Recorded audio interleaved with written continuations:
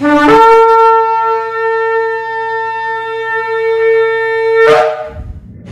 Shalom, esta es la congregación Beit Tefilá desde el sector Candelaria en la carretera número 12 en Arecibo. Esta que le habla es la Roa y la doctora Maritza Rivera. Estamos hoy aquí de nuevo para discutir y para estudiar una nueva parashá, la parashá número 10, la parashá Miketz. Miketz, la cual significa al cabo o al final de.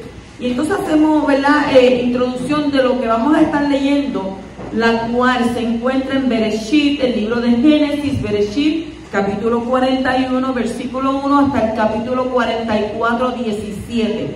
De lo que vamos a estar hablando, hacemos una introducción y luego entramos de lleno a lo que, ¿verdad?, resumen de lo que hicimos de esta parashá. Pues esta parashá es una parashá extensa, a pesar de que son pocos capítulos, pero tiene mucha tela de cortar esta parashá. Además de que es bien interesantísima. Aquellos que estudian esta parashá se van a dar de cuenta de que todo tiempo nuestro Abba Kadosh ha estado ¿qué? En la vida de Yosef. Él ha estado moviéndose, ha llevado el control de toda situación por la cual él pasó. Comenzamos con que en la prisión de Yosef, donde él terminó, ¿verdad?, cuando el faraón sueña con 7 vacas gordas que son tragadas por 7 vacas flacas, y con 7 espigas gordas tragadas por 7 espigas delgadas. Yosef interpreta los sueños diciendo que significa que 7 años de abundancia serán seguidos por 7 años de hambruna, y aconseja al faraón almacenar grano durante los 7 años de abundancia. Esto quiere decir, ¿verdad?, que el avisado ve el mal y se esconde. Hay gente que se le dice, ¿verdad?, se le aconseja y no hacen caso, pero él, en esta situación vemos que el faraón sí hizo caso al respecto de lo que él le dijo. Entonces el faraón nombra a Yosef como gobernador sobre Egipto. Yosef se casa con Asnat, hija de Potifar. Tienen 2 hijos que se llaman Menashe y Efraín. Entonces la hambruna se esparce por toda la región y solo se puede conseguir comida nada más que en Egipto, en Misrayim. 10 de los hermanos de Yosef vienen a Egipto para comprar grano. El más joven, que es Benjamín, se queda en casa porque Jacob teme por su seguridad. Acuérdense que ella había perdido a Yosef. Y entonces Yosef reconoce a sus hermanos, pero estos no lo reconocen a él. Pues si él era judío, imagínense, entonces lo ven ahora como un egipcio. Estaba bien cambiado. Entonces él los acusa de ser unos espías. Insisten que traigan a Benjamín para probar que ellos son quienes dicen ser, y pone prisionero a Shimón como rehén. Entonces más tarde los hermanos descubren que el dinero que ellos pagaron por sus provisiones les es misteriosamente devuelto. Jacob accede a enviar a Benjamín solo después que Yehudá asume una responsabilidad personal y eterna por él. Entonces esta vez Yosef los recibe amablemente, libera a Shimón y los invita a una elegante comida en su casa, pero luego introduce su copa de oro en la bolsa de Benjamín, y cuando los hermanos parten en la mañana siguiente hacia su casa, son perseguidos, revisados y arrestados cuando se descubre la copa. Entonces Yosef ofrece liberarlos y retener solamente a Benjamín como su esclavo. Esto es un resumen de lo que hay en estos capítulos, desde el 41 al 44. Entramos de lleno entonces a la parashá, y dice en el capítulo 41, versículo 1, dice: y aconteció que al final de 2 años.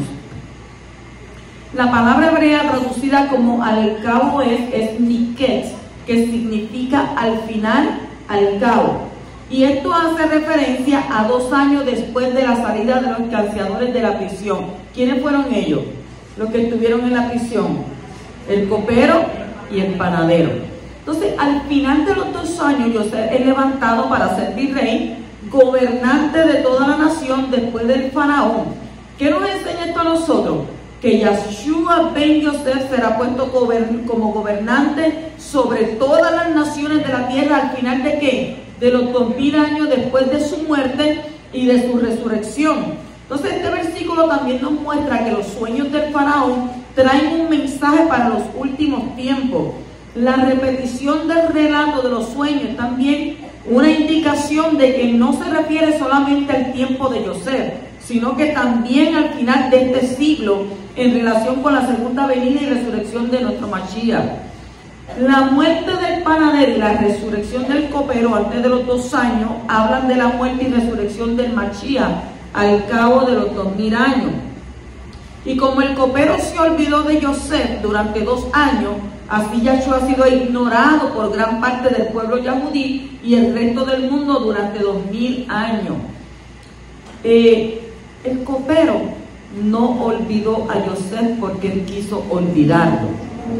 El copero olvidó a Yosef porque Yosef no tenía que pedirle a él ayuda, porque su única ayuda viene de los Shamayim.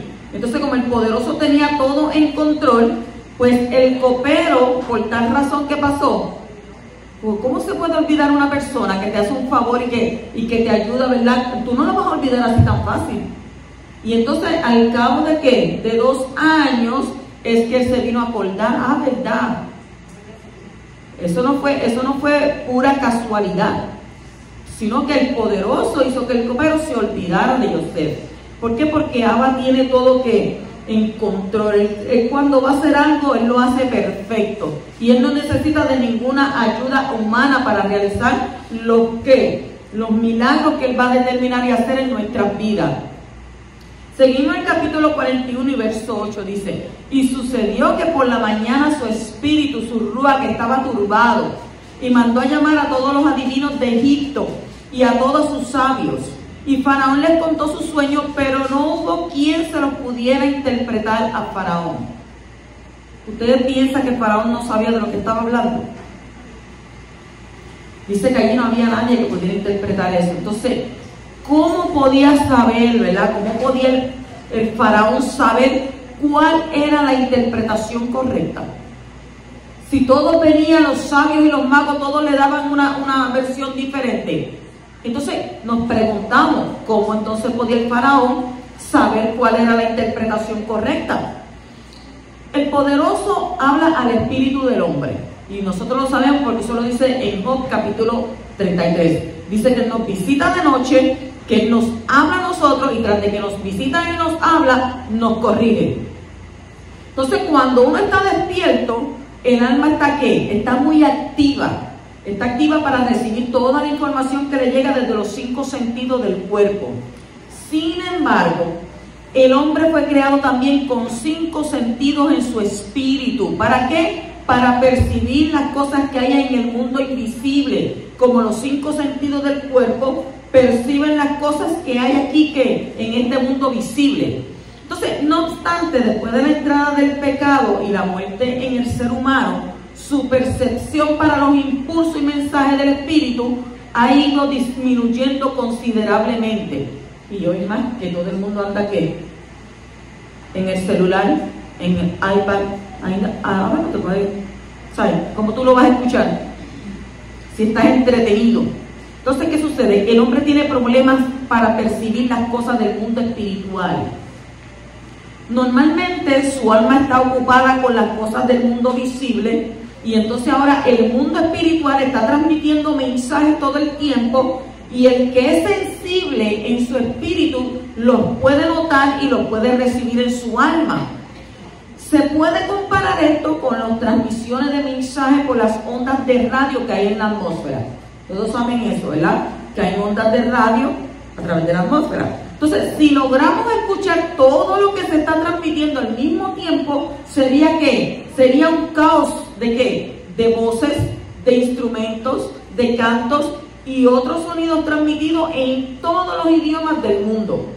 Entonces, hay mensajes todo el tiempo en el aire. Sin embargo, solo se pueden percibir al tener ¿qué? Una receptora de radio. ¿Usted lo ha visto en la televisión cuando anuncian? Que pongan ¿qué?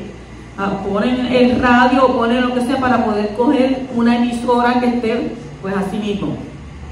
Entonces, una radio bien calibrada puede recibir muchos de los mensajes que hay en el aire. Entonces, así es con el hombre.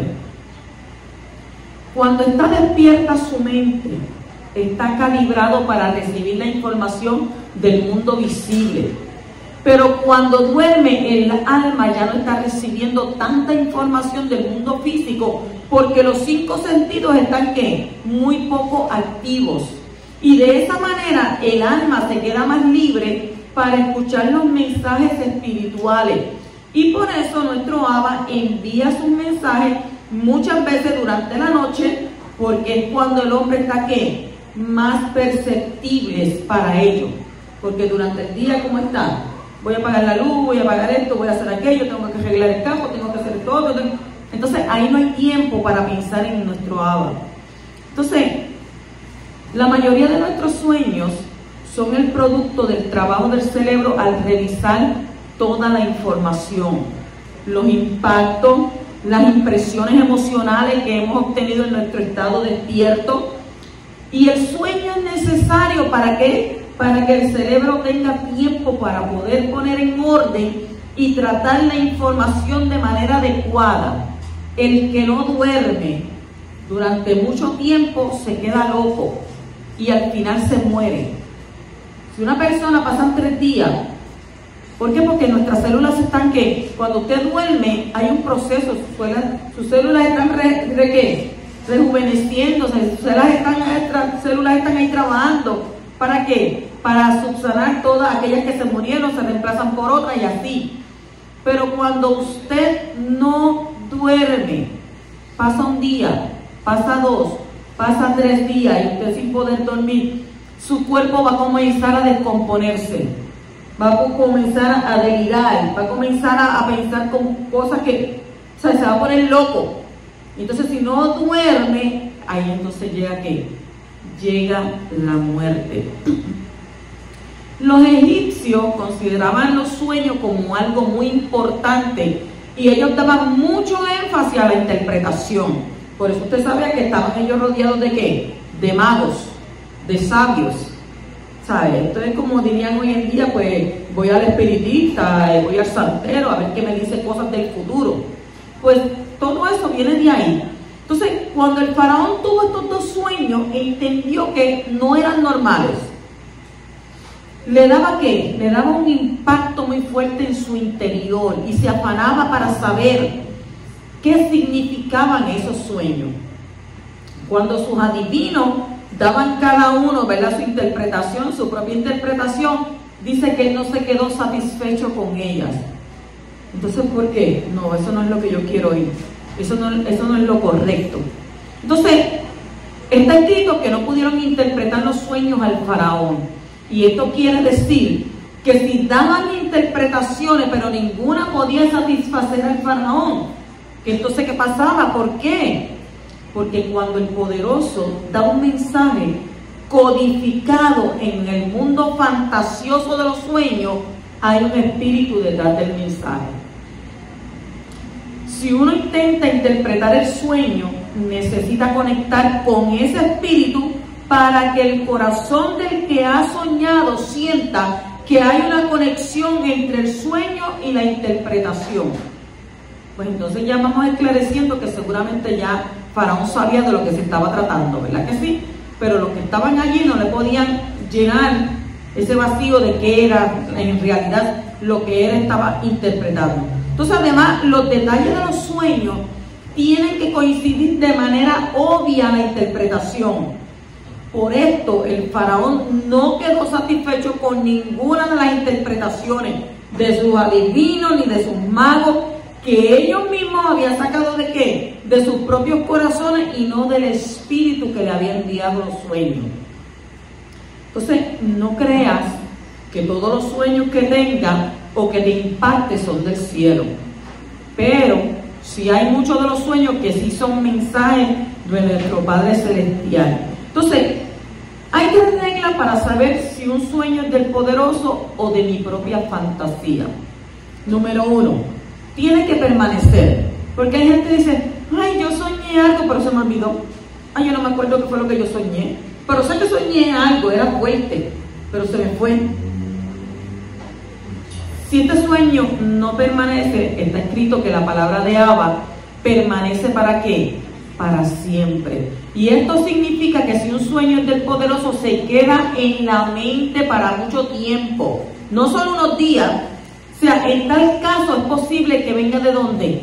Del cielo, del Shammai, y se te queda ahí en la mente. En segundo lugar, debe estar de acuerdo con el mensaje de las Escrituras. Muchos sueños revelan lo que el hombre siente en su interior. Y en los sueños salen ¿qué? Salen temores, salen aspiraciones, salen emociones fuertes, tanto positivas como negativas, situaciones que uno ha vivido o que no quiere vivir.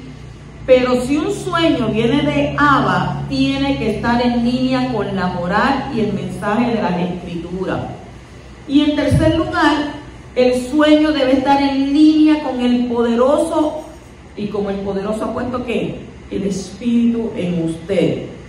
Como toda profecía dada a una persona tiene que confirmar algo que Abba ya ha puesto en su interior, y así es con los sueños, porque a mucha gente se le da profecía, y mucha gente le encantan las profecías y le gusta que le digan, y yo quiero saber el futuro. Pero ¿para qué uno quiere saber el futuro?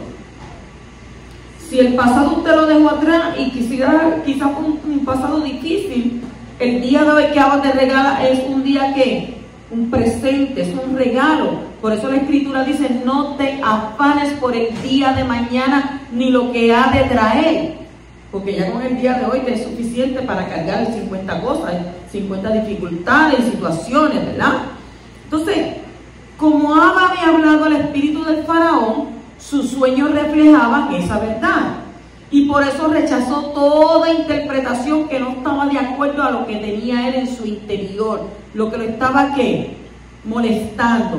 Entonces, que el poderoso nos ayude a nosotros a no tomar en serio los sueños que no son de él, pero tomar muy en serio los sueños que sí vienen de él, que nos dé sabiduría, ¿verdad? Para no creer en todo tipo de interpretación, sino solo la que sea de acuerdo con el propósito de nuestro Abba con el sueño. ¿Por qué? Porque yo he visto, a través de este caminar, yo he visto tanta gente que le han dado tantas profecías, se han roto matrimonios, se han roto noviazgos, se han separado familias. No, porque así dice. Bueno, no voy a decir el nombre porque la Escritura dice, ni aún esos nombres se han mencionado de tu boca. Así dice, me dijo esto. Oye, ¿por qué no me lo dijo a mí? ¿Por qué no me habló a mí? ¿Por qué te tiene que hacer a través de ti? ¿Por qué te lo digo a ti y no me lo digo a mí?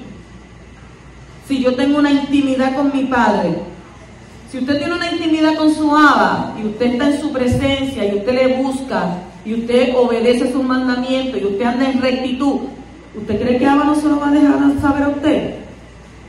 Por supuesto. Entonces, en este caso, el poderoso le dio al faraón en su interior para que él supiera qué, lo que iba a acontecer. Él tenía la intuición de que algo iba a pasar. Pero entonces, ¿qué quería él? Que toda aquella gente que estaban ahí alrededor, que decían que eran sabios, que eran magos, que eran esto, que le dieron la interpretación. Y ahí se tiene que haber dado de cuenta que todos éramos charlatanes, unos buscadores, porque ninguno hizo nada, ninguno dijo nada. Continuamos en el capítulo 41, versículo 14. Dice, entonces el faraón mandó a llamar a Joseph y lo sacaron con prontitud del calabozo. La palabra hebrea que fue traducida como calabozo es bor, B-O-R, bor, y significa hoyo, pozo. Y es la misma palabra que se encuentra en el capítulo 37 y versículo 24. Entonces, como ya hemos dicho antes, esto habla de la muerte del Mashiach a favor del pueblo de Israel y del mundo gentil. Y así de la salvación de Abba ocurre en un instante y con mucha prontitud. Dice que en un abrir y cerrar de ojos, Abba Kadosh le va a enviar a su hijo, ¿verdad que sí? En un abrir y cerrar de ojos. Pues así mismo, con esa prontitud sacaron a Joseph, y de la misma forma más tarde el pueblo de Israel va a ser expulsado de la tierra de Egipto también con mucha prontitud, ¿verdad? Que se fueron de noche a las millas, sálgase fuera esto, así mismo. Continuamos en el capítulo 41, versículos 16, 28 hasta el 38. Dice, Joseph respondió a Faraón diciendo, no está en mí Elohim, dará a Faraón una respuesta favorable. Y esto es lo que he dicho a Faraón. Elohim ha mostrado a Faraón lo que va a hacer. Entonces Faraón dijo a su siervo, ¿Podemos hallar un hombre como este en quien esté el espíritu de Elohim? ¿Por qué tanta repetición de los sueños del faraón? Los que han leído la parashá, ¿verdad? Saben por qué tanta repetición. Con la ayuda del poderoso, Joseph dio la interpretación al faraón en el mismo momento de escuchar su sueño. Y él reconoció que esa capacidad no venía del mismo, sino de quién, de nuestro Abba Kadosh. El faraón sintió en su interior que la interpretación que había sido acertada, porque coincidía con el impacto que el espíritu de Abba había dado a su espíritu. Por eso pudo reconocer el espíritu en Joseph y dijo que no había otro hombre con la presencia del espíritu de Elohim como él. Ahora, lo que me llama la atención en este relato es que no solamente el faraón soñó dos sueños diferentes que hablan el mismo mensaje, lo cual significa que la cosa estaba bien determinada por Abba y que iba a ocurrir pronto, según el versículo 32, sino que también los dos sueños del faraón están repetidos dos veces en la Torá. ¿Y por qué Abba quiso duplicar los sueños del faraón si no era necesario contarlos más que una sola vez? Y en esto hay un mensaje escondido para el último tiempo antes de la venida del Mashiach. Y hay varias claves en el texto hebreo que nos indican que los sueños del faraón no solamente son para el tiempo en que él estuvo, que Joseph estuvo allí, sino para qué, para el futuro, en relación con quién, con la aparición del Mashiach, simbolizado por Joseph de manera profética. Entonces los dos sueños de los oficiales hablan un mensaje codificado de la muerte del Mashiach y de su resurrección después de 3 días. Y hay muchos detalles en los dos sueños que indican esto. Después de los 3 días, cuando se cumplieron los dos sueños, pasaron 2 años antes de los sueños del faraón. ¿Se acuerdan que el copero y el panadero tuvieron sueños? Y José se los interpretó. Entonces, 2 años simbolizan 2000 años, porque un día es ¿qué? ¿Simboliza qué? 1000 años. Eso está en las escrituras en el Salmo 94 y en segunda de Kefas, segunda de Pedro, capítulo 3, versículo 8.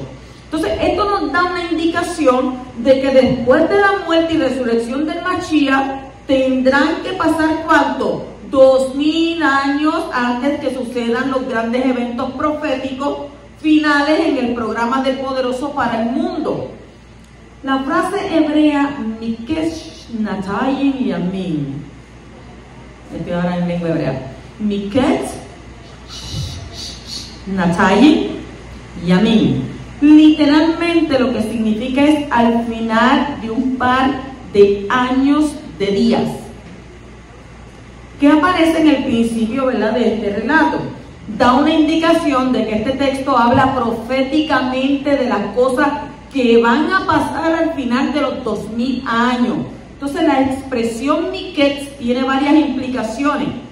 Puede indicar que las cosas suceden después de un tiempo determinado, como en el caso de este capítulo y varios otros, según Génesis, capítulo 4, versículo 3, el 8 y versículo 6, y el 16 y versículo 3, para que usted vaya a la par con lo que estoy diciendo. También puede implicar un tiempo limitado al final de un tiempo más largo, como el caso del año séptimo, según Devarim, Deuteronomio 15:1, 31:10 y 34:14.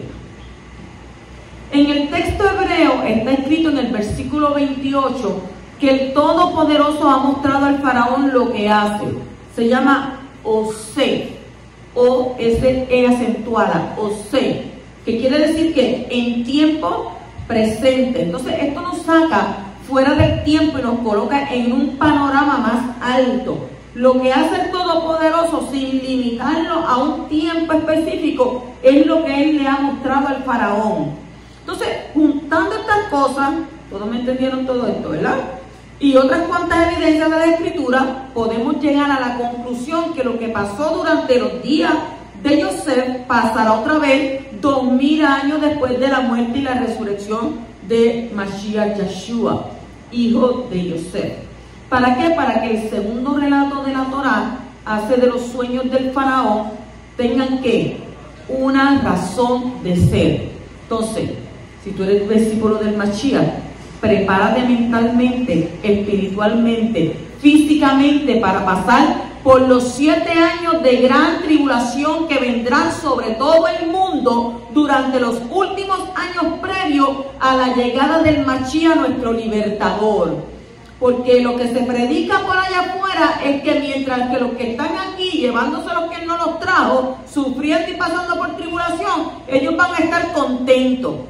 Entonces, según entiendo, la escritura, y según tengo testimonio en mi lugar, la enseñanza de un rapto pretribulacional. ¿Qué es pretribulacional? Antes, para una supuesta iglesia gentil, eso es falsa. Entonces, el Mashiach tiene solamente una congregación y esta está compuesta ¿de qué? En primer lugar, ¿por quién? Por los judíos. Lo dice la Torá. Primeramente al judío. ¿Lo ponen primero o no lo ponen primero? Primeramente al judío. Entonces, también luego ¿por quién? Por los no yahudí que se han unido con los judíos. Entonces, no existe un pueblo Kadosh separado de Israel, porque la Torá dice que todo Israel será ¿qué? Será salvo. Entonces, por lo tanto, los que viven y son del Mashiach tendrán que pasar por la gran tribulación, como está escrito en Matitiyá, Mateo 24, 21 al 31, y en Marcos, Mordejai 13, 19 al 27. Ay, yo que pensé que por yo ser ahora mesiánico, cuando Yahshua viniera, ya yo iba a irme con él. Negativo. ¿Usted sabe por qué? Porque yo lo veo de esta forma. Cuando tú quieres un pedacito de oro puro, ¿qué pasa con el oro? Hay que fundirlo. Entonces, de 10, de 14, 18, 32, y a medida que se va metiéndose el fuego, de ahí es que va a venir a sacar ¿qué? De ahí es que le va a sacar la escoria. Ahí, fundiéndose oro, metiéndole fuego, de ahí es que verdaderamente lo puro de ese oro es lo que va a quedar. Entonces, si usted piensa que usted no va a pasar por la gran tribulación, déjeme decirle que usted necesita leer la escritura otra vez de nuevo. Ah, no, pues yo me voy para el otro lado porque allá me están diciendo que yo me voy primero con Mashiach. Me voy con él y me voy con él. No, ¿para dónde tú vas? ¿Para dónde que tú vas? Porque es más, la gente no sabe ni para dónde van. Allá la gente piensa que se van para el cielo. Nadie va para el cielo, porque dice que nadie ha subido a él, sino aquel que descendió de él, Yahshua HaMashiach. Entonces, el arrebatamiento está mencionado en Mateo, en Matitiyá 24:31 y Marcos 13:27, y va a ocurrir después de la gran tribulación en los últimos tiempos. Pero ¿cómo va a ser eso? Pues el arrebatamiento será solamente en donde, al aire, no más allá del sol, más allá del sol, no, más allá del sol, según ¿qué? Primera de Tesalonicenses, capítulo 4, versículo 17, y con el propósito de reunir ¿a quién? A los Kadoshim. ¿Pero de dónde? De los 4 confines del mundo. ¿Para qué? Para que puedan bajar y estar con el Mashiach. Porque cuando Mashiach venga, dice que hay 4 espíritus, norte, este, sur y oeste, y de los 4 espíritus, Yahshua diga vengan acá, suban acá, dice que entonces ahí aquellos que hayan muerto, que murieron con la esperanza redentora, que están en los sepulcros, serán levantados, resucitados, allá en donde, ¿en el cielo? No, en los aires. Y luego dice que nosotros, los que estamos vivos, los que no estamos enterrados, los que no estamos muertos, aunque déjenme decirle que hay muchos muertos vivos caminando por ahí, pues ¿qué dice? Seremos transformados en un abrir y cerrar de ojos. Entonces yo te digo a ti, haz un abrir y cerrar de ojos. Así mismo. Entonces cuando nos reúnan de los que, de los 4 confines del mundo, para que puedan que, no es que van a subir a irse para allá para el cielo, no, van a bajar y estar con el Mashiach en la ciudad de Jerusalén terrenal durante los 1000, mire cuándo va a estar, 1000 años de su reinado mundial, Así que, hermano, que nadie te engañe. En ninguna manera, lo dijo Yeshua, que nadie os engañe de ninguna manera. Cuando usted le estén prometiendo el cielo, porque yo cuando voy, ¿dónde es que usted más ve eso? En los velorios. Se fue para el cielo. Está al lado del Padre. Al lado del Padre está. Yo le voy a preguntar una cosa. Si usted tiene ese concepto de que cada persona que muere, porque la Escritura dice que al hombre se le ha dado morir una sola vez. Si usted tiene el concepto de que cuando usted muere, vienen a buscarlo y lo llevan al cielo. Mira, hay gente que dice, no, San Pedro me está esperando allá, en la puerta. Lo hay, ese concepto lo hay. Entonces, ¿para qué? Yo me pregunto, ¿para qué va a venir Yeshua en los aires? ¿Y para qué va a decirle a los que están muertos que resuciten? Porque si ya tú estás en el cielo, si ya tú estás en el paraíso, si ya tú estás disfrutando de todo eso, ¿cómo es posible que te saquen del paraíso, te metan a una tumba asquerosa, llena de qué? De huesos secos y de pudredumbre ahí, y entonces ahí te ven y te digan, no, que levántate? ¿Sabes? Yo no sé, yo no creo que esto sea una teoría griega. ¿Cómo es eso posible? Entonces, sabemos que esa es la primera resurrección, pero también sabemos que hay una segunda resurrección. Entonces, ¿cómo es posible que estés en el infierno, como dicen muchos, y te cogen y te sacan del infierno y te metan otra vez a una tumba? Y lo que le da claustrofobia, en los lugares encerrados. ¿Cómo es eso posible? Eso no es realidad, eso no es verdad. Aquel que no estudia Torah está ahí dispuesto a recibir la mentira, a creer todas las baboserías que le dicen por ahí. O sea, entonces, cuando usted se meta en internet, y usted en el internet hay una vasta y gran variedad de todo el mundo, dice proclamando Mashiach, y Yeshua ya lo advirtió, vendrán muchos en mi nombre y vendrán falsos profetas, pero a ellos no les crean, a ellos no los oigan, a ellos no los sigan. Entonces, cuando usted viene y le trae la escritura aquí, por el sefer, por libro, por capítulo, por versículo, ay, no sé, yo como que estoy medio confundido. ¿Confundido de qué? ¿Confundido de qué si la verdad de Abba es clara? No va a haber un rapto. ¿Por qué no va a haber un rapto? Porque un rapto es, ¿qué? ¿Cuál es el significado? Una persona que es llevada en contra de su voluntad. Eso es un rapto. Ay, que se raptaron a esa muchacha porque se la llevaron en contra de su voluntad. Pero cuando dice que va a haber, ¿qué? Un arrebatamiento. ¿Es igual que el rapto? Es lo mismo. Entonces, tenemos nosotros, y usted quizá dice, no, porque eso es por allá, eso falta muchos años, y eso no va a ser ahora, y quizás, quién sabe, yo me muero y todavía la tribulación, ajá, ¿sí? Ya eso comenzó.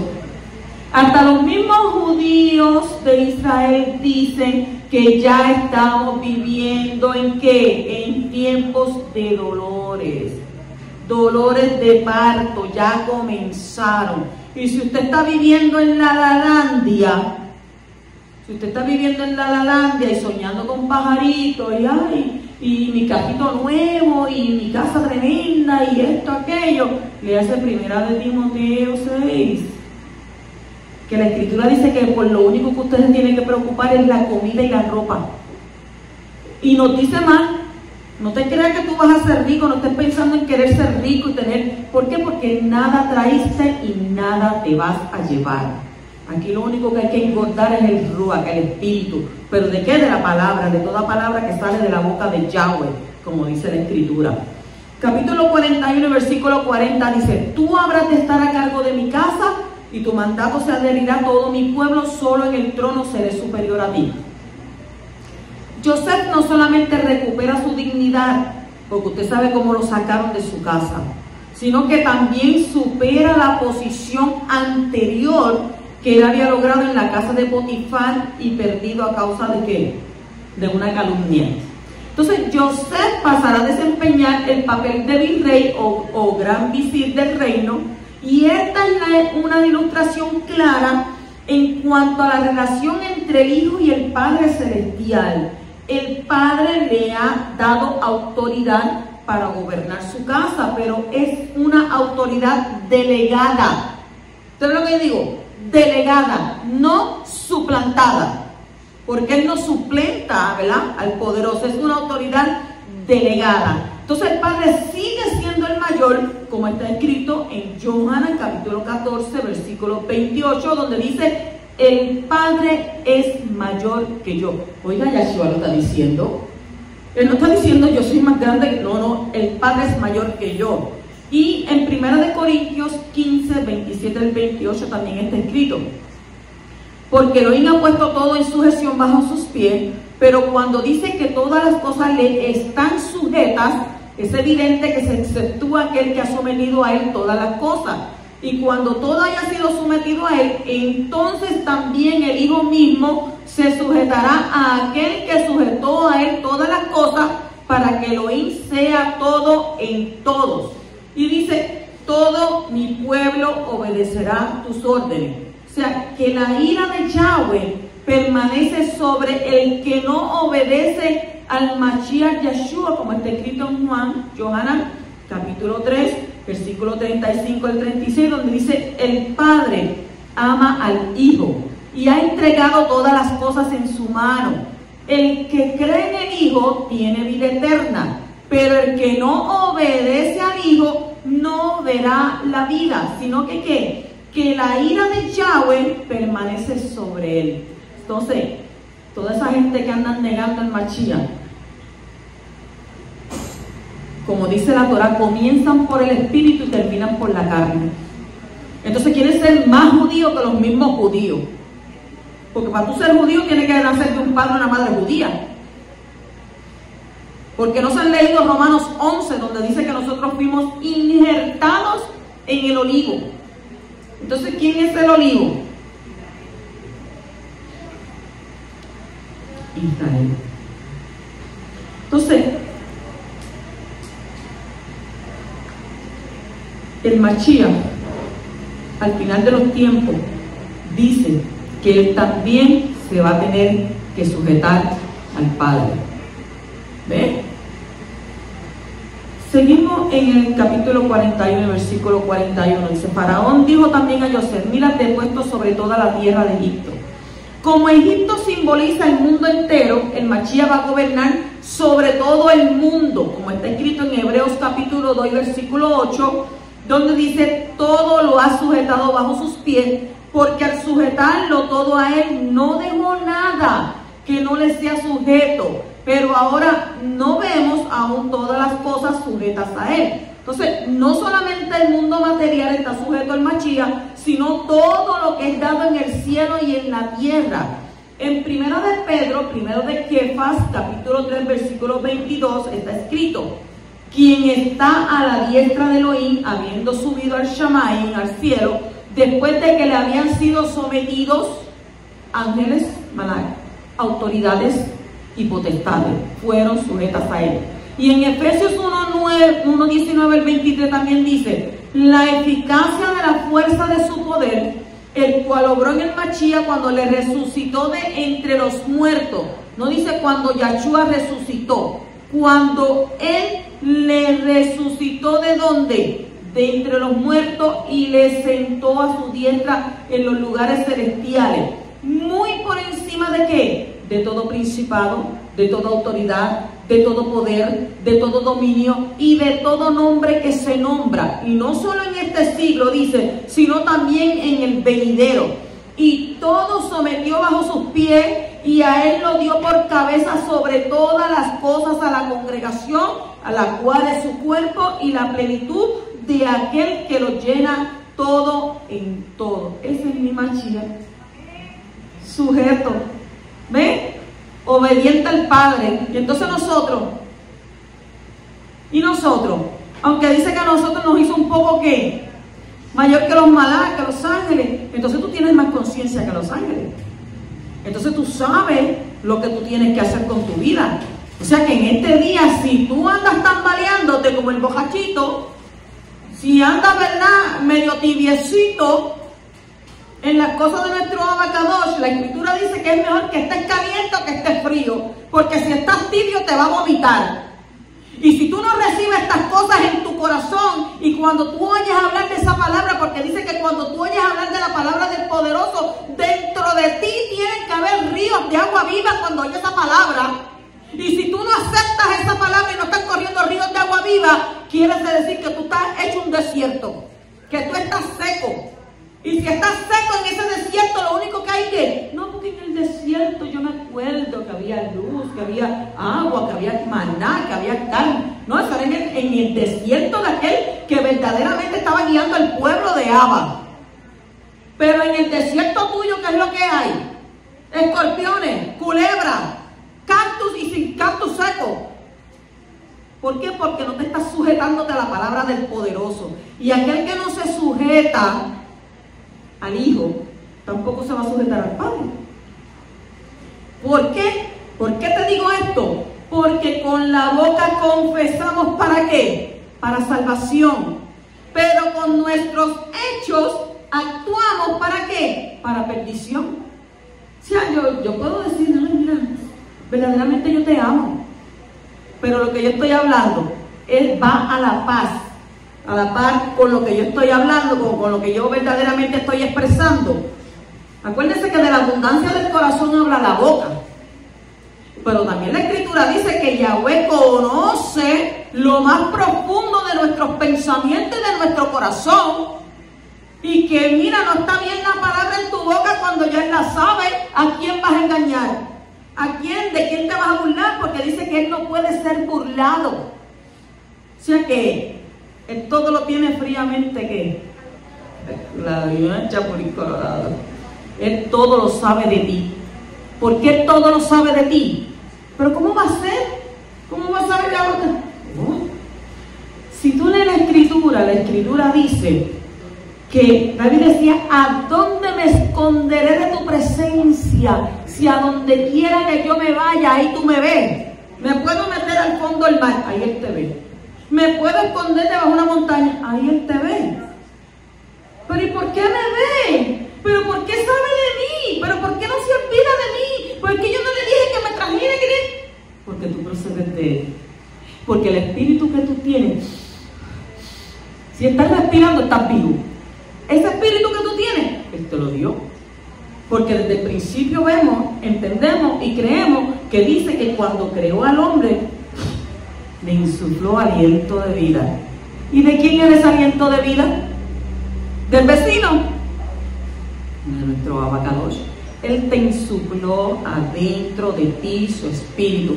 Por tanto, ¿a dónde te vas a esconder de Él que Él no te vea? ¿Qué pensamiento puede llegar a tu mente? Ay, lo que yo estoy pensando, aquel no lo sabe, porque son mis pensamientos y nadie puede verlo. Oye, pero si Abba te está mirando. ¿De qué tú estás hablando? Dice, ¿de qué tú estás hablando?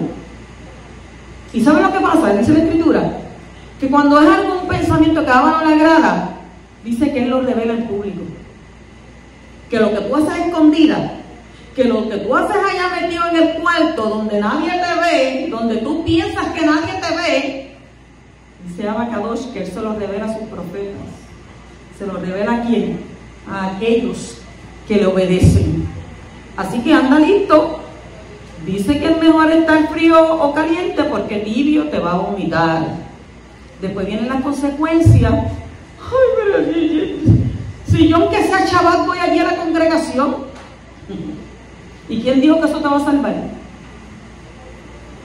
Dice que para que nosotros seamos salvos, tenemos que obedecer ¿qué? Estatutos, preceptos y mandamientos. Si no practicamos y no hacemos eso, de nada nos sirve tener religión, porque la religión no nos va a salvar a nadie. Capítulo 41 y 40, y versículo 42 dice: y Faraón se quitó el anillo de sellar de su mano y lo puso en la mano de Joseph y lo vistió con vestidura de lino fino y puso un collar de oro en su cuello. ¿Usted se imagina la trifulca que tiene que haber habido allí? Cuando el Faraón se quitó ese anillo y le dijo: toma, Joseph, con este anillo, mira, tú vas a hacer. ¿Usted cree que Joseph llegó allí porque él interpretó los sueños? Joseph no llegó a esa posición porque él interpretó los sueños. Joseph llegó a esa posición de ser el virrey porque el faraón reconoció el espíritu que había en él. No fue por la interpretación de sueños. ¿Cuántos magos y adivinos estaban allí interpretándole? Montones. Entonces, ¿qué implica el anillo? El anillo implica autoridad para actuar en el nombre del rey. Y entonces ahora Joseph podía sellar documentos usando el nombre del faraón. Recibió el nombre que estaba sobre todo nombre en ese mundo, en ese tiempo, y lo mismo pasó con Yeshua, que recibió el nombre que es sobre todo nombre.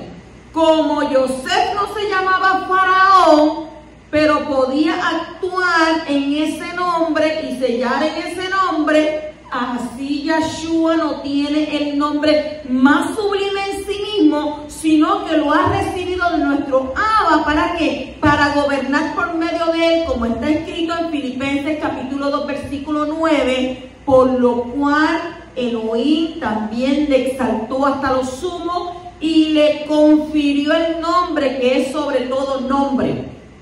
Ay, yo no sabía que eso estaba escrito ahí. Pues sí, Yahweh fue el que le dio el nombre sobre todo nombre. ¿O usted no se acuerda que cuando Johanan dijo que yo no soy ni digno de desatar ¿verdad?, la correa de su sandalia? ¿Qué dijo cuando lo sumergió? ¿Qué voz escucharon? La voz del poderoso. Este es mi hijo, ese es mi hijo. ¿Cuántos de ustedes hemos ido a sumergirnos y dicen: ese es mío? Se abren los shamaim. Claro, espiritualmente se abren, espiritualmente le reciben.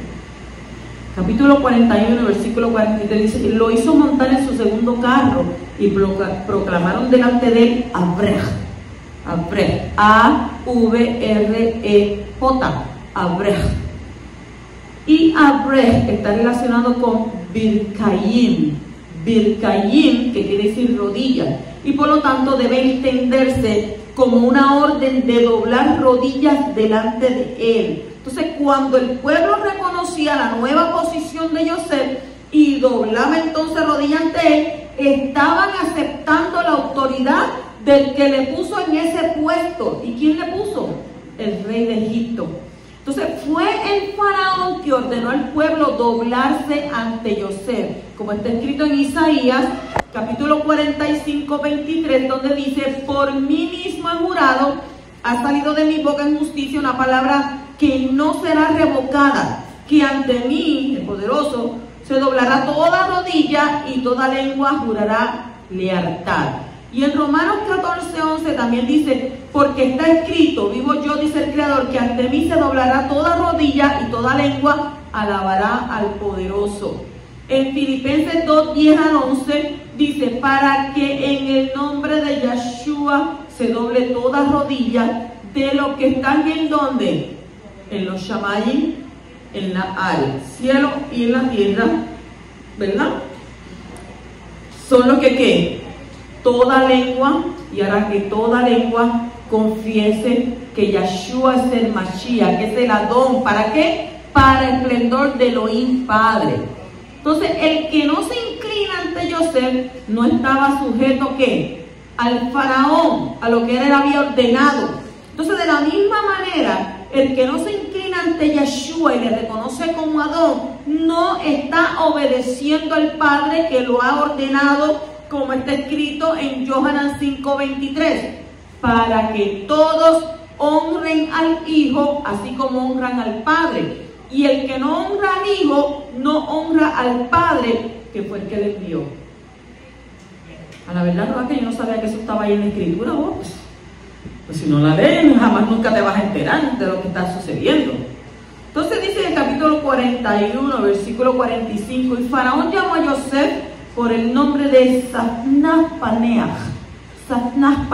y le dio por mujer a Osnat, hija de Potifera, sacerdote o coanín de On, y salió Yosef por toda la Ares, la tierra de Egipto. Safnaz-Paneah significa interpretador de mensajes crípticos. Eso es lo que significa Safnaz-Paneah. Entonces, al nombrarlo gran visir, el faraón pretendió egiptizar a Yosef, cambiándole su nombre hebreo por otro que no sonara tan judío. Pero ¿qué pasó con Yosef? Oh sí, no, está bien, yo voy a llamarlo de ahora en adelante, vamos a seguir llamando así. No. Yosef, sin dejarse que encandilar por esa civilización, ¿verdad?, que era de avanzada, de que presumía la cultura egipcia, decidió mantener su nombre hebreo y conservar así su identidad. Porque hay mucha gente que se pueden ir a otros lugares, se gentilizan y se olvidan de lo que ellos aprendieron y de lo que ellos que son. Pero él no hizo eso. Y de hecho, siempre se daba a conocer como Yosef, hasta el punto de que el nombre Safnaz-Paneah jamás vuelve a ser mencionado en toda la Torá. Solamente se menciona que Yosef. El capítulo 41, versículos 51 y 52 dice: y al primogénito Yosef le puso el nombre de Manashe, porque dijo: Yahweh me ha hecho olvidar todo mi trabajo y toda la casa de mi padre. No se olvida del padre, lo que le hicieron allá. Y al segundo le puso el nombre de Efraín, porque dijo: Yahweh me ha hecho fecundo en la tierra de mi aflicción. ¿Hay alguna relación entre aflicción y fruto? Cuando Yosef había sido elevado al puesto más alto del mundo de entonces, ¿verdad?, con la excepción del faraón que le había dado ese poder, pudo formar una propia familia nueva. Y así logró olvidarse de la casa de su padre. Y no es que se olvidara de su padre y sus hermanos, porque rápido no, pero ¿cómo decirle? No. Sino que por la felicidad que ahora él experimentaba, ya él no añoraba con nostalgia, con dolor la vida de su juventud. Entonces ahora, ¿qué tenía? Tenía una esposa y un hijo, y así su alma se quedó muy feliz. Entonces el nombre Menashe o Manashe que puso sobre su primogénito da testimonio de ello. Entonces el segundo hijo de Yosef recibió un nombre que revela un secreto muy profundo: el nombre de Efraín. Efraín es la forma dual de la palabra hebrea Efrat, que es fecundo, que viene de la raíz pará, que significa dar fruto. Entonces, este segundo hijo de Yosef fue luego escogido de manera profética para ser mayor que su hermano. Entonces, la primogenitura de Israel pasó a este hijo según Primera de Crónicas, capítulo 5, versículo 1 al 2. Aunque Yehudá tenía el papel de dirigente entre los hermanos y de él vino el Mashiach, no recibió la primogenitura. La primogenitura pasó a Efraín. Y entonces en esto hay, ¿verdad?, encerrado un gran misterio que no tenemos la posibilidad de comenzar a desarrollarlo aquí. Solo quiero, ¿verdad?, destacar el hecho de que su nombre revela algo muy hermoso, según aparece en la boca de Yosef: el Todopoderoso me ha hecho fecundo en la tierra de mi aflicción. Entonces hay una relación importante entre la aflicción y el fruto. Desde los 17 años hasta los 30 años de edad, Yosef había sufrido en la tierra de Egipto. Y no solo por estar sin la familia de su padre, sino también por la idolatría y otros pecados que rodeaban en esta tierra extranjera. Era de verdad la tierra de su aflicción. Él no había crecido así. Él estuvo hasta los 17 años, pero leemos en otros libros donde dice que su padre Israel le enseñó Torah a él, porque él era más que a Yosef. Entonces, sin embargo, en medio de esta aflicción, había aprendido la lección de producir fruto para el reino de los Shammai. Su fidelidad, su amor, que dice, contagiaba a todas las personas en su alrededor. Y la Torá nos muestra también cómo la fe de Yosef en varias ocasiones fue pasada a los que le rodeaban. Entonces el poderoso le estaba haciendo fecundo en medio de las aflicciones, y Yosef daba fruto en todas partes.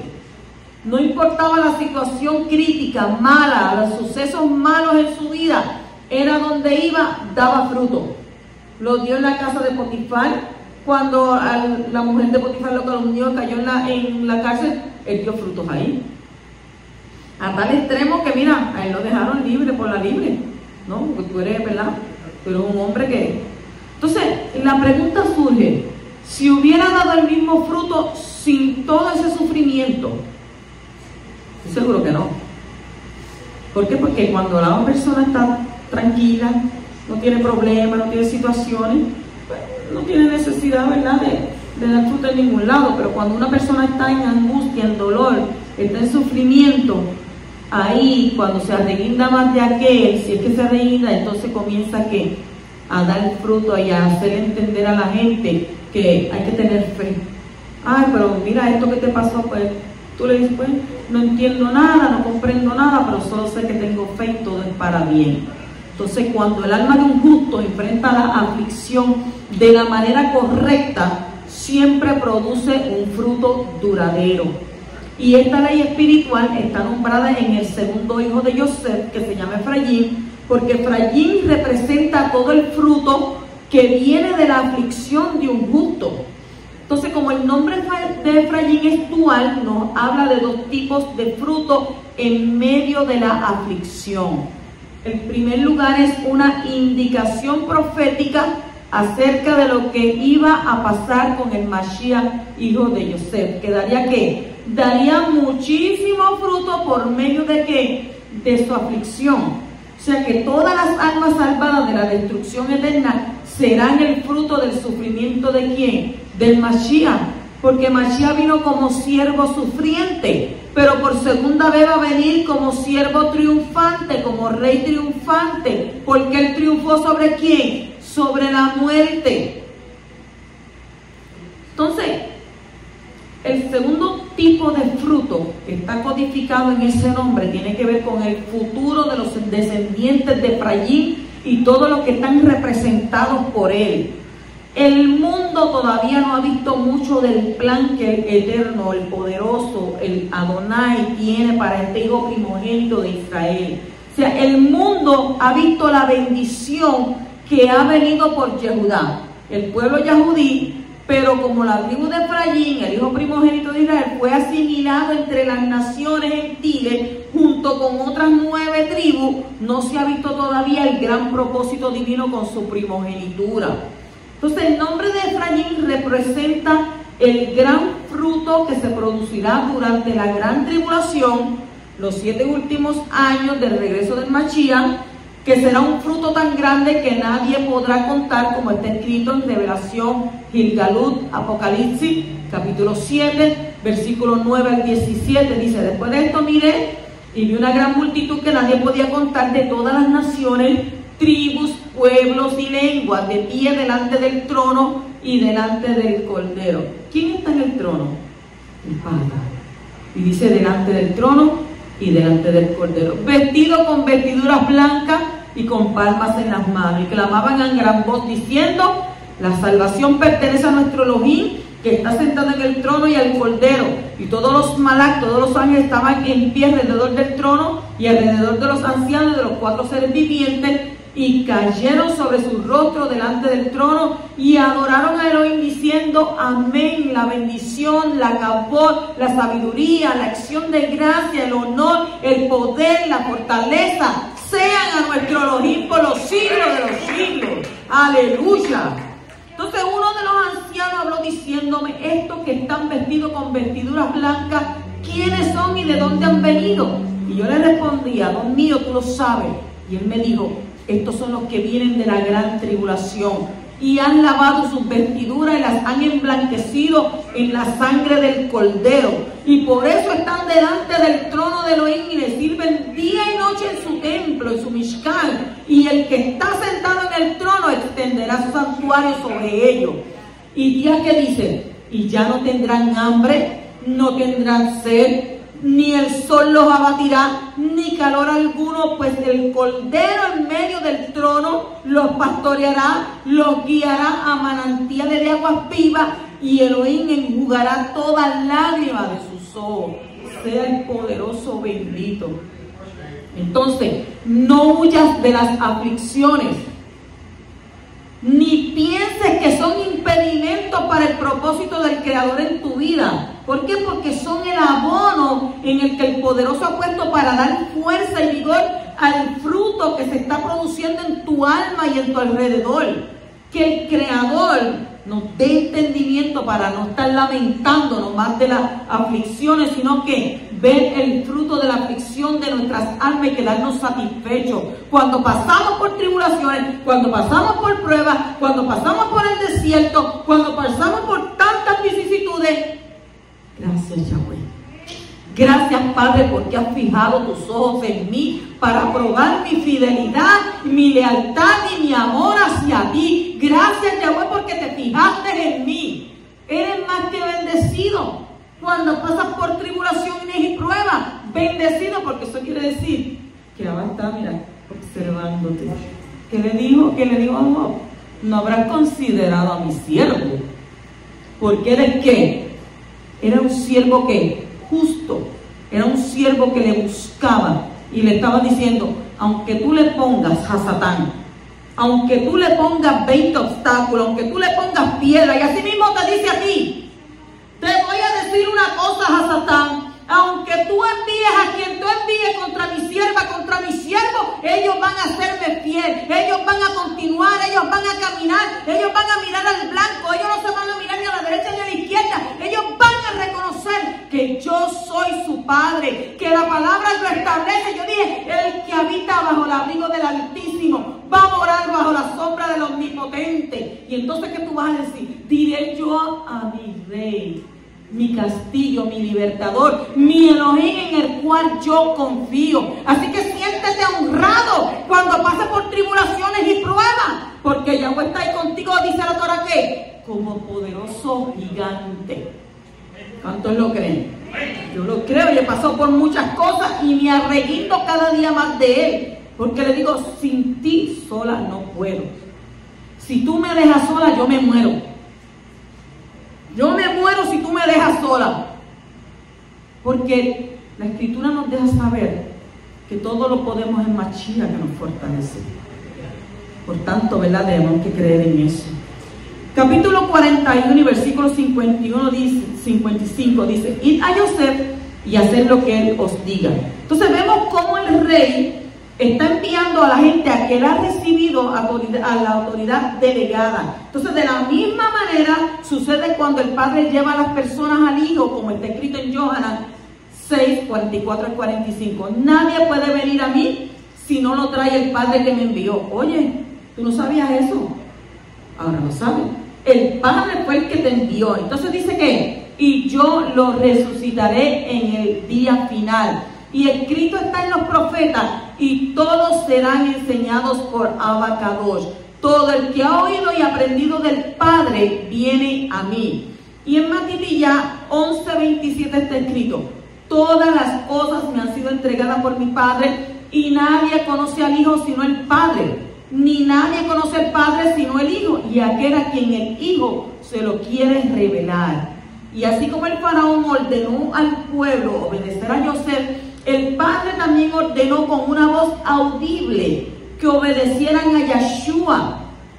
¿Y dónde dice eso? Pues está escrito en Matitilla, Mateo 17:5. Dice, mientras estaban hablando, de aquí una nube luminosa los cubrió, y una voz salió de la nube diciendo, este es mi hijo amado, en quien me he complacido. ¿Y qué dijo? A él oír. Sí, entonces la pregunta surge, ¿es posible ir directamente al Padre sin pasar por Yeshua? es posible ir directamente al Padre sin pasar por Yeshua.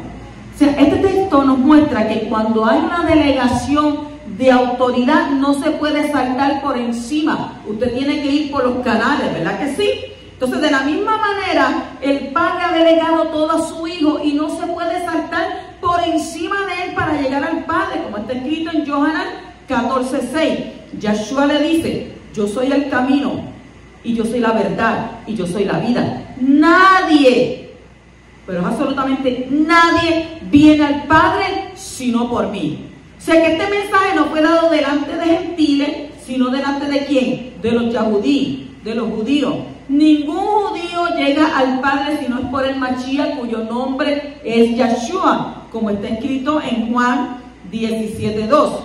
Por cuanto le diste autoridad sobre todo ser humano, para que dé vida eterna a todos los que tú le has dado. Mire qué hermoso. Capítulo 41, 57 dice: y de todos los países venían a Egipto para comprar grano a Yosef, porque el hambre era severa en toda la tierra. De la misma manera vendrán gentiles de todos los países a recibir el lejen, a recibir el pan de vida durante los 7 años de tribulación. Yeshua es el Salvador de todos los gentiles. Él es el pan, el lejen de vida, como está escrito en Yohanan 6:35. ¿Qué le dijo? Yeshua le dijo: yo soy el lejen, el pan de la vida, de la Jaín. El que viene a mí no tendrá hambre, y el que cree en mí nunca tendrá sed.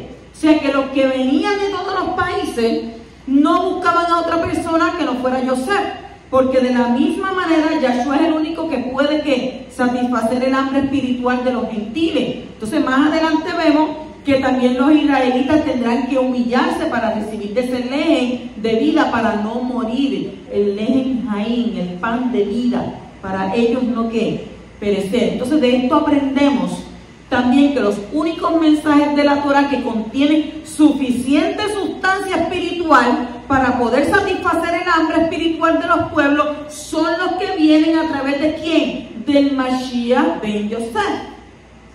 Entonces dicen amén. Y en el capítulo 42, versículo 6 dice: y Yosef era el que mandaba en aquella tierra, él era quien vendía a todo el pueblo de la tierra, y llegaron los hermanos de Yosef y se postraron ante él rostro en tierra. Aquí vemos un cumplimiento parcial del sueño de Yosef. Todavía falta un hermano para que se cumpla del todo. Y de esto aprendemos que llegará un momento en la historia cuando aquellos yahudí que no hayan sido asimilados entre las naciones tendrán que ir al hijo de Yosef para buscar el lejen de vida para no morir. Y será un momento esplendoroso cuando los yahudí reconozcan que aquel que el mundo gentil llamaba Jesucristo también tiene lejen para ellos. En Oseas capítulo 5 versículo 15 y capítulo 6 versículo 3 está escrito: me iré y volveré a mi lugar hasta que reconozcan su culpa y busquen mi rostro. En su angustia me buscarán con diligencia. Venid, volvamos al poderoso, pues él nos ha desgarrado y nos sanará, nos ha herido y nos vendará, nos dará vida después de 2 días y al tercer día nos levantará y viviremos delante de él. Conozcamos pues, esforcémonos por conocer al poderoso. Su salida es tan cierta como la aurora, y él vendrá a nosotros como la lluvia de primavera que riega la tierra.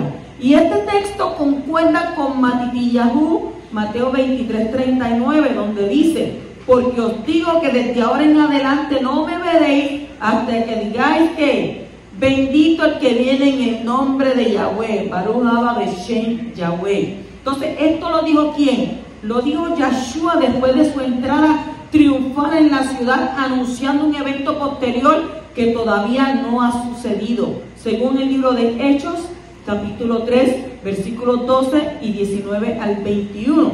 Dice: varones israelitas, por tanto arrepentíos y volveos a Elohim. ¿Para qué? Para que vuestros pecados sean borrados, a fin de que tiempos de refrigerio vengan de la presencia del Adón, y él envía a Yeshua, el Mashiach designado de antemano para vosotros, a quien el Shammai en el cielo debe recibir hasta los tiempos de la restauración de todas las cosas, acerca de lo cual Yahweh habló por boca de sus Kadosh profetas desde tiempos antiguos, dice la Torah. Así que mirad siempre al blanco de la soberana vocación, Yeshua HaMashiach. Shabbat